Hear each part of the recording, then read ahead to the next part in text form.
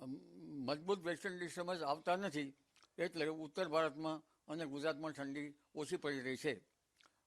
લગભગ હવે આ વેસ્ટર્ન ડિસ્ટર્બન્સ તારીખ 23થી હટી જતાં 23થી 31માં આકરી ઠંડી પડવાની શક્યતા રહેશે, જેમાં ઉત્તર ગુજરાતના ભાગો, મધ્ય ગુજરાતના ભાગો, તેમજ પૂર્વ ગુજરાતના ભાગો, રાજકોટના ભાગો, કચ્છના ભાગો, ગિરનારના ભાગો, અમરેલીના ભાગો, વલસાડના ભાગોમાં આકરી ઠંડી પડવાની શક્યતા રહેશે.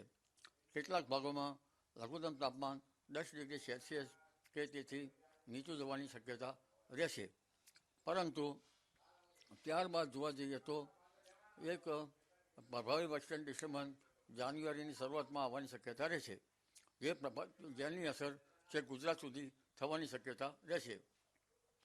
અને તારીખ 27 ડિસેમ્બરે ઠંડી આકરી પડશે. 11મી જાન્યુઆરીએ ઠંડી આકરી પડવાની શક્યતા રહેશે.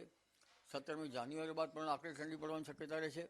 અને જાન્યુઆરી માસ આ વખતે ઠંડો રહેવાની શક્યતા રહેશે. ફેબ્રુઆરી, માર્ચ અને એપ્રિલમાં પણ કંઈક વેસ્ટર્ન ડિસ્ટર્બન્સના કારણે માવઠા થવાની શક્યતા રહેશે. મજબૂત પશ્ચિમ વિક્ષોભ આવતા નથી, એટલે લગભગ માવઠા થતા નથી. અને ઘણી વખત એન્ટી સર્ક્યુલેશન બનતા હોય છે, જેના કારણે પણ માવઠા થતા નથી. ઘણી વખત માવઠા થાય તો ઘઉં જેવા પાકો માટે સારું પણ ગણી શકાય.